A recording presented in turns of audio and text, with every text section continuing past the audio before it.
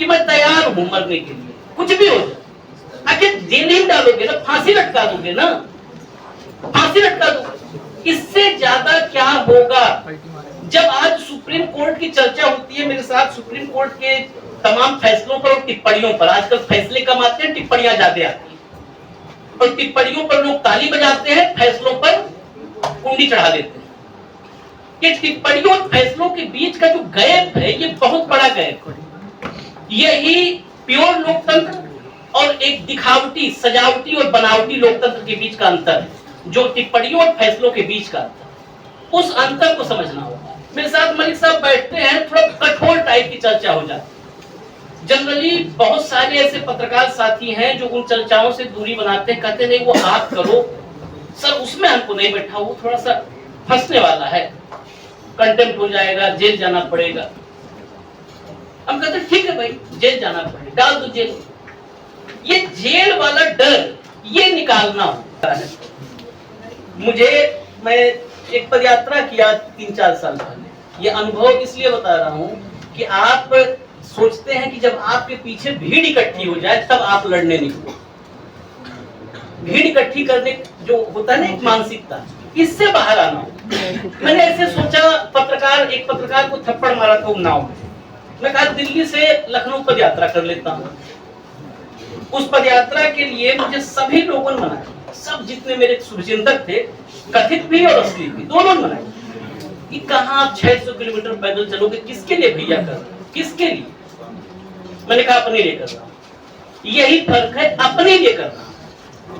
लोग कहते हैं ना कि ईमानदार भला आदमी नहीं है, ईमानदार यूनिट को बनाना है, यूनिट यानी इकाई को।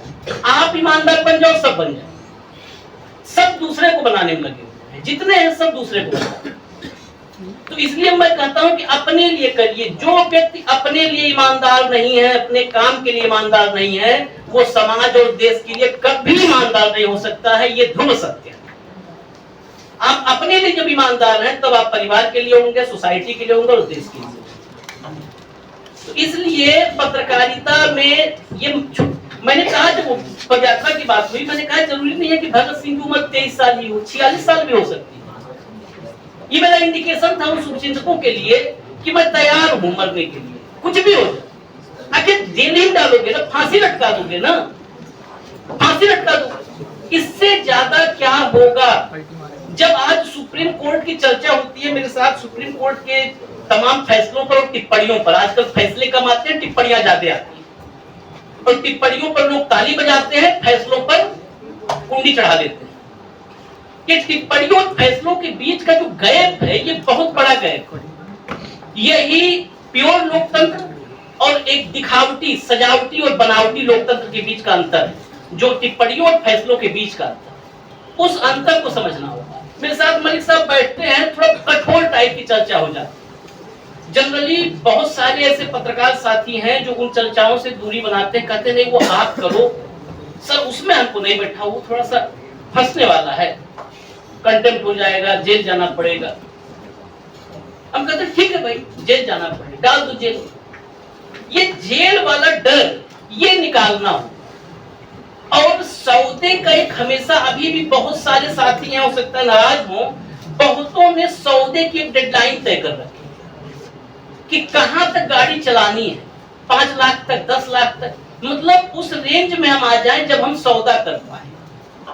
आज भी ये संदिग्ध है, बहुत लोगों को मैं जानता हूं, कहां तक पहुंच जाए सौदा कर पाए। ये जब सौदा करने के लिए कि दुकान अभी बढ़ाने की कोशिश है, कि अभी दुकान बढ़ा रहे हैं, मतलब दुकान मार्केट बड़ी कर रहे हैं और फिर दुकान बढ़ा देंगे, यानी शटर डाउन कर देंगे सौदा करके, वो खत्म करना होगा। मतलब सौदे की डेडलाइन मत रखिए। रही बात लड़ाई की, वकील अधिवक्ताओं की सबसे बड़ी भूमिका रही है भारत की आजादी के आंदोलन में, सबसे बड़ी भूमिका।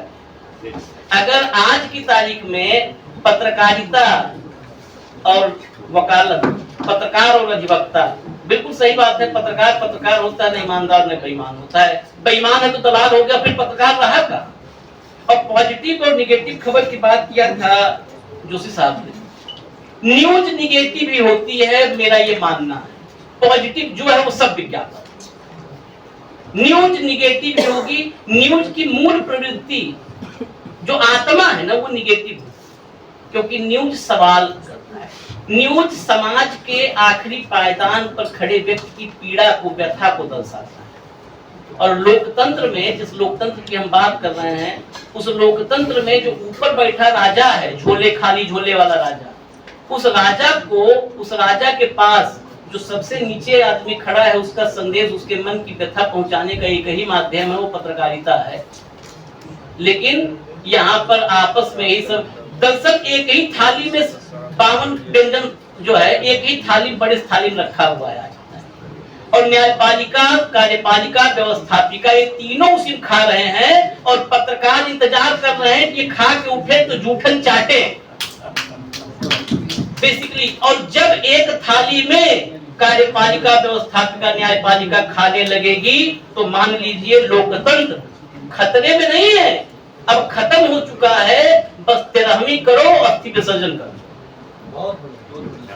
ये तीनों खा रहे हैं एक थाली में और पत्रकारिता जूठन का इंतजार कर रही है। आप सोच लीजिए, जूठन का इंतजार कर रही है, बस वही जूठन चाहिए।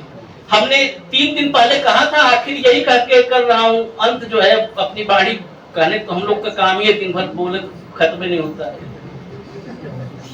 3 दिन पहले चर्चा में ही भाव के साथ मैंने बोल दिया था, आज उसको रिपीट कर दे रहा हूं।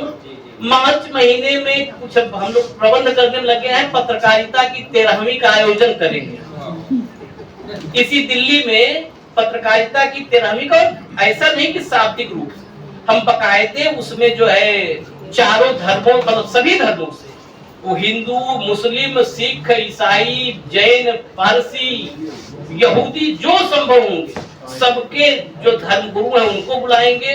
बकायदा हिंदू धर्म में हम जानते हैं कि पूरी कद्दू सब्जी वगैरह बनता है 13वीं, वो बनवाएंगे। न्योता इस देश के राष्ट्रपति, महामहिम राष्ट्रपति से लेकर और सबको भेजेंगे। और सारे मीडिया हाउसेज के मालिकों को भेजूंगा, सारे रीजनल चैनलों में कई चैनलों संभाला हूं, तो उन सबको, सबकी दशा और दुर्दशा दोनों जानूं, सबको भेजेंगे टॉप टू बॉटम। उतने नहीं, अडानी और अंबानी को भी भेजेंगे, क्योंकि अब वो सिर्फ उद्योगपति नहीं है, वो पत्रकारों के लिए पिजड़ा बनवा करके वो लोग भी आए हैं लेकिन, और कैद किए बैठे हैं।